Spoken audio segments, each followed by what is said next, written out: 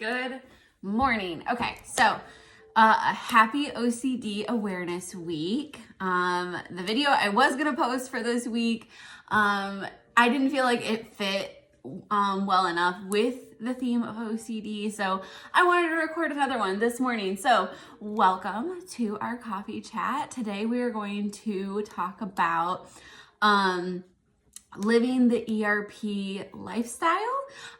So more components on OCD recovery. So we're going to talk about that today in honor of OCD Awareness Week. But of course, as always, first we have to make our coffee. So hold tight. So I wanted hot coffee this morning, and because it's cold outside, but also look at this really cute mug that I found. It's a ghost.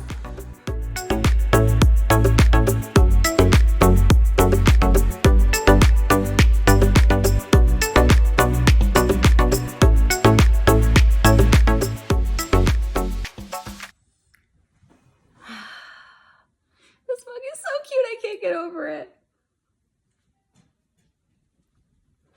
Okay, so as I said, we are going to talk today about living the ERP lifestyle. So this is a component that's discussed towards like the tail end of treatment. We're getting more into like recovery. Clients aren't experiencing increased symptoms as often. They're having more, air quotes, normal, typical, desired days, where maybe decreasing frequency of sessions. So this is where we kind of start shifting from more structured exposures to maybe some more like informal, like natural exposures is how I describe it to clients. And not to say that you can't do structured exposures during recovery, after you leave therapy. Of course, if you feel that sorry, Millie, I can't play right now. Of course, anytime I start recording a video, my dog wants to play. So yes, as I was saying, you can still do structured exposures. They're always helpful, but I find that as we get to like sort of this phase of treatment, clients are like talking more about like the natural exposures that are coming up, how they were naturally triggered and had to expose like in the moment, and it wasn't structured, it wasn't set up. So those moments happen more frequently at this point. So we're also looking at how to broaden the ERP treatment and concepts to be as prepared, and I'm doing air quotes for preparedness, to be as prepared as we can for those natural triggers. And what I mean by prepared is where we lean more into our ACT, some of our ACT skills, some of our self-compassion skills, those skills, those concepts to help us feel, like I said, air quotes, prepared for the natural exposure that comes up.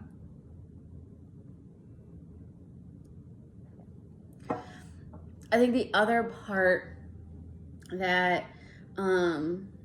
is helpful to prepare clients, and this part, I haven't mentioned it before in any of my other coffee chat videos, but I think that it's important to mention at some point, and we're going to mention it today. But I definitely talk about this much earlier in treatment, before we get to the recovery, living the ERP lifestyle conversation, is that OCD is not curable. It will not go away. It is not a cold. It's not the flu. And so it will be there. for the rest of a client's life. And this is really difficult for anybody naturally to hear because I feel really gross. I feel really icky. I don't want to feel like this forever. And now you're telling me that I will? Like, no, thank you. Totally get it. But the thing with OCD is that if we engage with our skills effectively, appropriately, then OCD is going to what I like to call like fade into like a whisper. It's not going to be as loud. It's not going to be as interrupting. It's not going to be as distressing. Yes, it will be there, but it's not going to be as, like I said, distressing as it is currently at the beginning of your treatment. So I think that's important to talk about as well at some point, and that's why we talk about like recovery and living the ERP lifestyle, so that these skills, these techniques continue, because OCD isn't going to go away. So, like I said, I talk about that earlier in treatment. I don't wait until we get to decreased frequency, we're going into recovery, you're not going to meet with me as often. I don't wait for this moment to talk about that. I'm talking about that pretty early on, so that the client is aware and we're being transparent of like what treatment and also their life is going to look like. So I just wanted to mention that now, because I haven't talked about it in any of my videos before. So that the other piece that I kind of wanted to talk about in sort of the living the ERP lifestyle is how to, this comes up a lot with my clients, but like how to remember the skills and the techniques that you've learned throughout treatment as you get further and further into recovery. I've come across this a lot with some of my clients because they don't engage with their skills and their techniques as frequently as they used to, because they're having more of those desired days in between spikes of triggers and things along those lines. And so I'll sometimes hear from clients in session like, well, I was struggling with this and I wasn't sure like how to approach it. I wanted to talk with you, or I struggled with this and I thought about doing this. Is that correct? And I can see that they do remember, they do understand what they're supposed to do or what could be helpful for them, but sometimes they forget. And I think that's a very natural human behavior, that we fall out of practice. And so what I encourage clients to do, and I encourage it from day one when we start learning skills, and I have mentioned this part in a different video, is practice your skills even when you don't need them, so that they're easier to use and access when you do need them. And the same applies when a client goes into recovery. And even more so, I think it's more important when they go into recovery, because at some point we are going to need those skills. We're going to need those techniques. And I want them to be accessible to my client. And if they're out of practice, then they're not as accessible because they don't remember how to use them, or are they using it to the full capacity that it can be used, all of those things. So a lot of the times when I have these discussions with clients, a lot of it is trying to help them remember what they have in their toolbox. I'm not just sitting in session and just handing them all of the answers. I want them to remember. I want them to access that long-term memory. So a lot of times our conversation will be sort of more of that, to like help stir up the memory of like, what technique do you think would be helpful? What areas do you think Maybe we didn't hit as hard when you were trying a skill, like during that triggering moment, things along those lines. And then also the encouragement again of like I said, practice even though you don't need them. Write about the practice, reflect on the practice, so that you're continuously engaging with your tools and your techniques, to keep them more in the frontal. I'm trying to blank on what words I want to say. In the front of our memory, the front of our mind, whatever. Keep them easily accessible. So I think those are helpful ways to continuously engage with our toolbox, so that we know what we can do to help ourselves.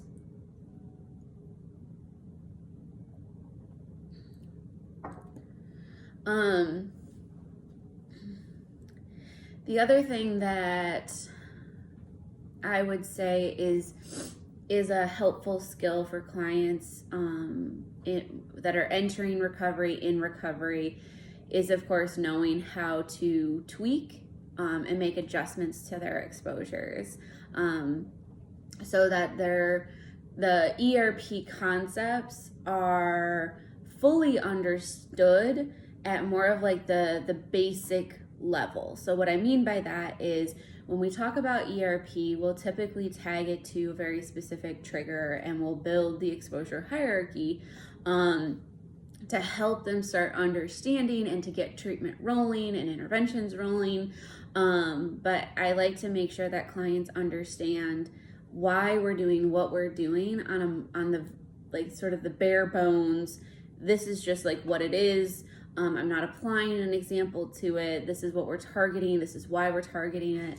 Things along those lines, because that information, that knowledge helps clients be able to tweak and make adjustments, because our OCD doesn't always present the same way. It might present the same way. So I can't say it doesn't always. It might present the same way, but sometimes OCD won't. And so how are you going to adjust to the new trigger, the new obsession, the new slightly different fear, whatever it might be? How are you going to adjust? So I think having that bare bones knowledge about ERP concepts to help them make tweaks and adjustments in their recovery when they're not seeing me as often, or we've terminated. They don't need me anymore, which is fabulous. Hooray! They don't need me anymore, and they're doing ERP on their own in recovery. So I think that's really helpful, is to know like how to make tweaks and adjustments with your exposures.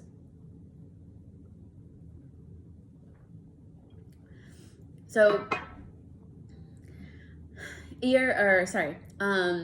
OCD is nicknamed the doubt disorder, but I also like to talk about, and this kind of goes with what I was just saying about OCD kind of switching it up a little bit. It's also a whack-a-mole game. Remember those like old carnival game where you stood in front of a board and it had a bunch of holes, right? And it had the moles that would pop up, or it would just have like the mechanic of a mole, and it would light up, and you'd have a mallet and you'd have to hit the moles.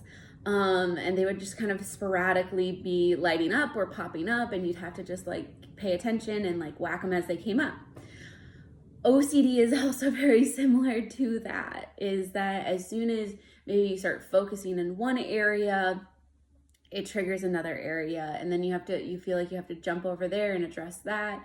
So this is another reason why having the knowledge to make adjustments and pivot a little bit with what's coming up and what you're feeling and what you're struggling with is helpful for recovery. So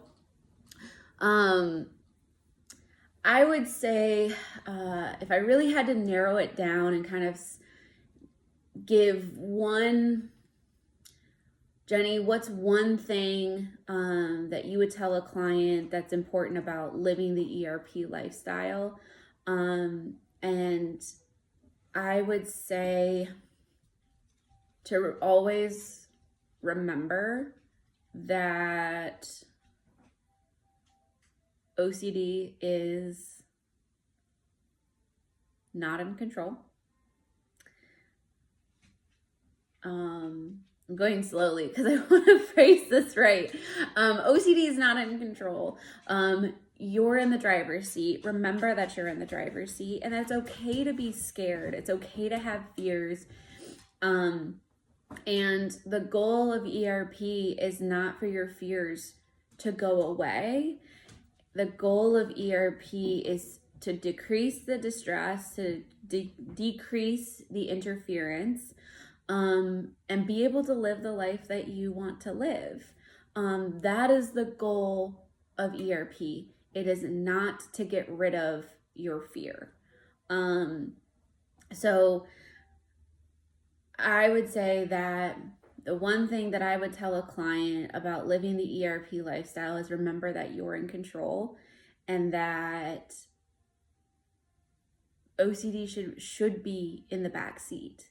We can't kick it out of the car, unfortunately. As I said, OCD is with us for the rest of our life, but it should and it can be in the back seat. It does not need to be. It should not be in the driver's seat of your life. And that I know that it's really hard when it does take control, but that you are in control. You, the client, are in control. And I know that that's sometimes scary in itself, but you are in control. And I want you and other OCD specialists want you to live the life that you deserve. And to get that life, you have to be in the driver's seat. So I would say like that's like sort of my big takeaway around like living the ERP lifestyle, entering or being in OCD ERP recovery. That would be my big takeaway, I think. So thank you so much for joining me on this. It's wherever you are, it's chilly in Kansas. It's cold today, and hence why I wanted warm coffee. So I hope that you're staying warm wherever you are. Thank you so much for joining me for our coffee chat today of living the ERP lifestyle. Happy OCD Awareness Week. We had put on our Instagram story yesterday, if anybody saw, I forgot to sign up for the Kansas City OCD Awareness walk. So go check out the International OCD Foundation website. See if there's a awareness walk near a city, in a city near you. Sign up, they're free. And go and show your support for those that struggle with OCD. But thank you so much for joining me today for our coffee chat. And I will see you next time. Have a good one. Bye.